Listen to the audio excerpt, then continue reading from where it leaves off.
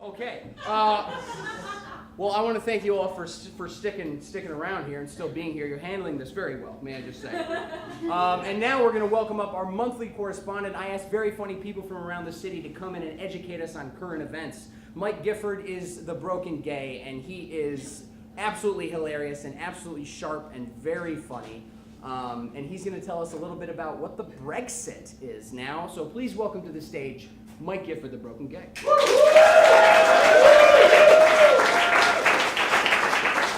Mike. Hey, good to break a leg, man. Okay, go away. All So the commissioner told me to give him one, and I could use one too. Who's having the most fun? Who's having the most fun? Which one?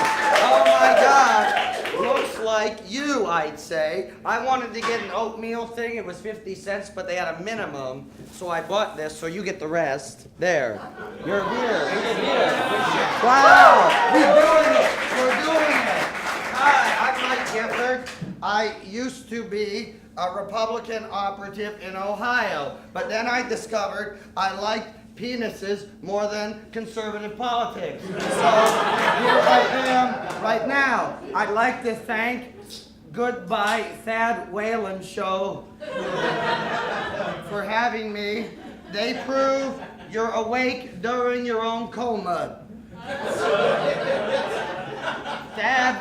Thad thought I did such a swell job the last time I was here that he waited a year to book me again with another water commissioner. But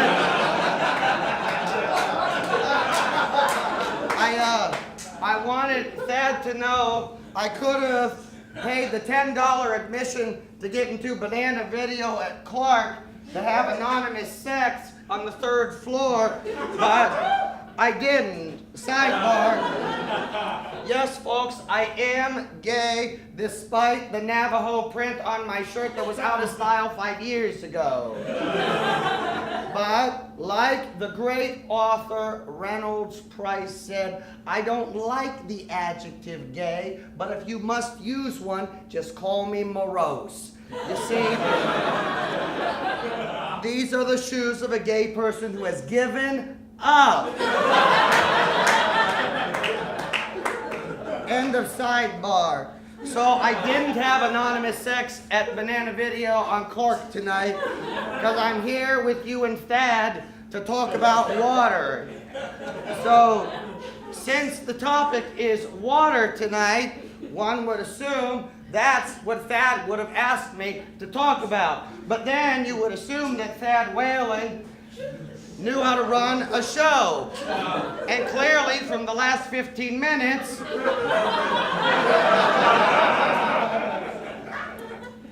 no, he asked me to talk about Brexit. Brexit? What the fuck is Brexit?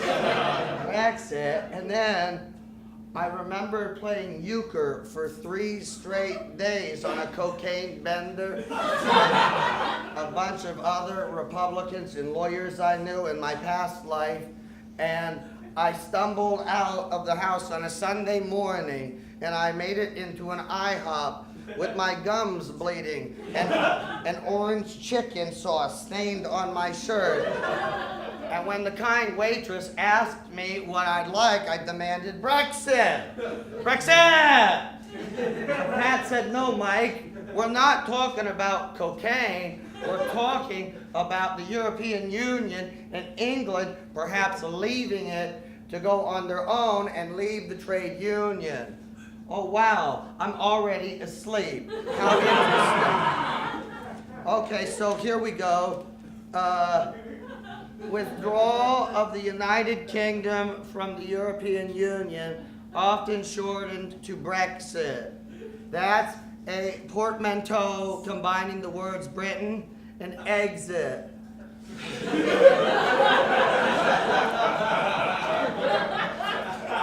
Is a political aim of some advocacy groups, individuals such as Boris Johnson, the former mayor of London, and political parties in the United Kingdom or UK. the British electorate will address the question again on 23rd June 2016. That's the English order of dates and years. If you cared, and I don't, in a referendum on the country's membership following the passage of the European Union Referendum Act of 2015. Today, the official political group to leave the EU is called Vote Leave. And the official group to remain in the EU is called Remain. The key is all of this is made up anyway and doesn't really matter. And it's clearly some of the most boring bullshit any of you fine people have ever heard in your lives. But British men are into spanking. And do you know what we do really well in Chicago?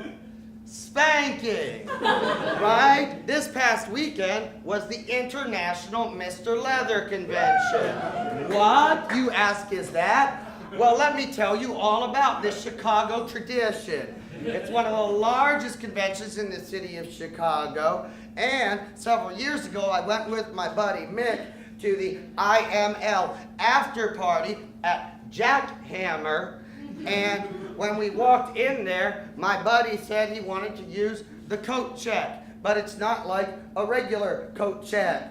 And when I next saw him, he was wearing a leather jockstrap. Only. They wouldn't let me into the naked only room for obvious reasons, but it made me start to wonder, what is this leather thing? And how could I, Mike Gifford, former Republican, learn more about it? Well, my favorite book is called Memos from Purgatory by the author Harlan Ellison. And in that book that was written in the late 1950s, the author wanted to write about street gangs in New York City where he was living. So he joined a street gang in order to better understand it so that he could write about it. Well, I took that lesson to heart when I wanted to better understand BDSM in Chicago. Cool. He knows all about it. Look at him, you kinky animal, you. So, sidebar. What's BDSM, you ask? Well, let's talk about it. BD, bondage and domination. DS, discipline and submission. Ooh. And SM, I know you know it, sadomasochism. Ding, ding, ding. Thus, BDSM is an umbrella term that covers many different kink and sex acts. End of sidebar.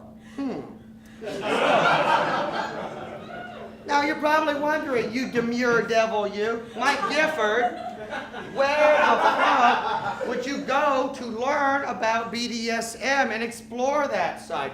Well, you'd go to the Leather Archives and Museum up by Loyola University that's housed in an old Jewish synagogue. That's where. Open Wednesday through Sundays. Go to the website. You can get a $5 off ticket. Check it out. Really cool. Anyway, I went there and met a very interesting aluminum siding executive. He was also International Mr. Bear 1992. What luck was I in? Well, I thought that the pain thing was not for me because I'm a dainty lady. But I could be willing to try the bondage. So I explained to my host my experiment, and he said, "Oh my stars, you have no idea. I've got all sorts of bondage paraphernalia back in my luxury condo down the street." Oh my God, so we went down there. He then took me into his bedroom and pulled out his very large frame of a sex swing, because you keep sex swings in your bedroom closet, duh. And I waited in the living room for my comfort on a couch. My kind host offered me a soda. I accepted the ginger ale. While I refreshed my palate with the ginger ale, I couldn't help but notice that my host had a copy that was signed of When We Were Very Young by the author A.A. Milne, otherwise known as the creator of Winnie the Pooh. Well, that's novel, and you don't see that every day. So I asked him, I said, where on earth did you get a copy of When We Were Very Young signed by A.A. Milne? And he said his grandfather, who was in the shipping industry, was friends with Milne, and through business, he gave him this as a gift to show their friendship. Well, that's pretty cool, because Winnie the Pooh is awesome. Then I got naked.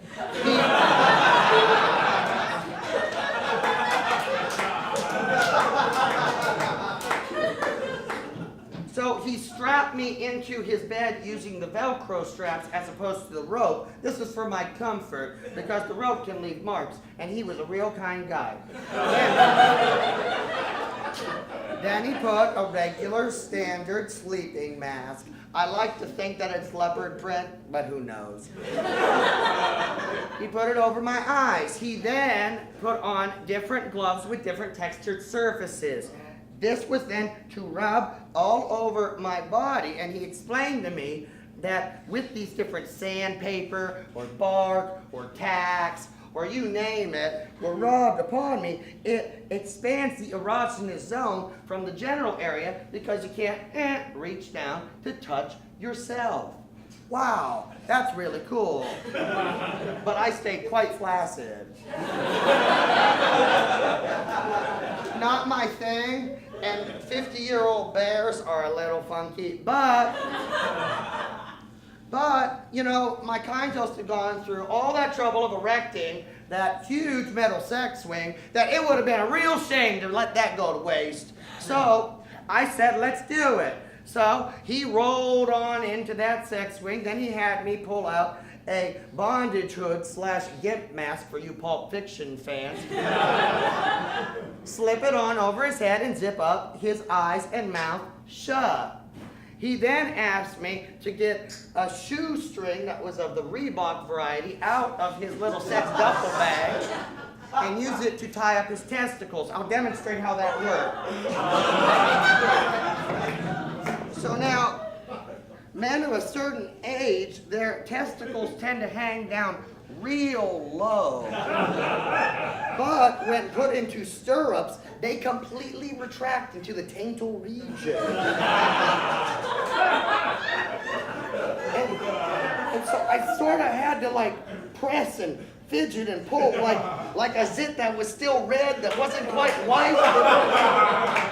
And I just kept pushing, and I'd get one ball out, but it was a Reebok shoestring and it slipped. And I'm not used to lassoing testicles. And I felt like a failure, guys. But finally, I just yanked with all my might, and I wrapped those suckers up and tied them to a part on the chain like a success.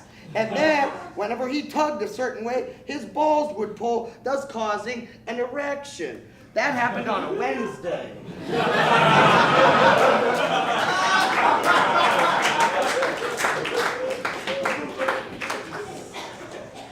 Then I fucked him with a big black billy club cock. Now, as I was standing there with my kind host, I couldn't help but notice that there was a large full-length mirror right before me, and I saw my tall, skinny, son of a Methodist minister, former Republican operative, naked, ass, fucking international Mr. Bear 1992 in a swing, and I couldn't help but think that this was somehow wrong, yet, in a way, right, all at the same time.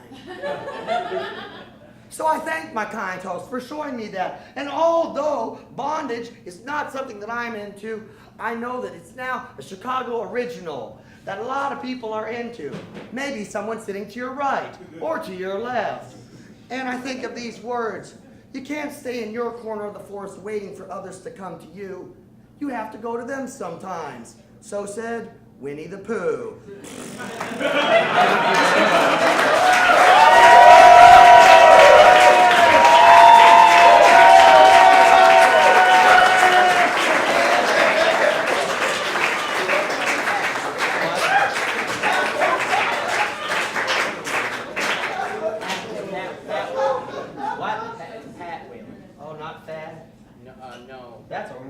stupid pen. Thanks. That's the pen of a child. That's not a man's pen. I'm gay and I think that's sad. Anyway. We'll see you next year. Mike Gifford, everybody.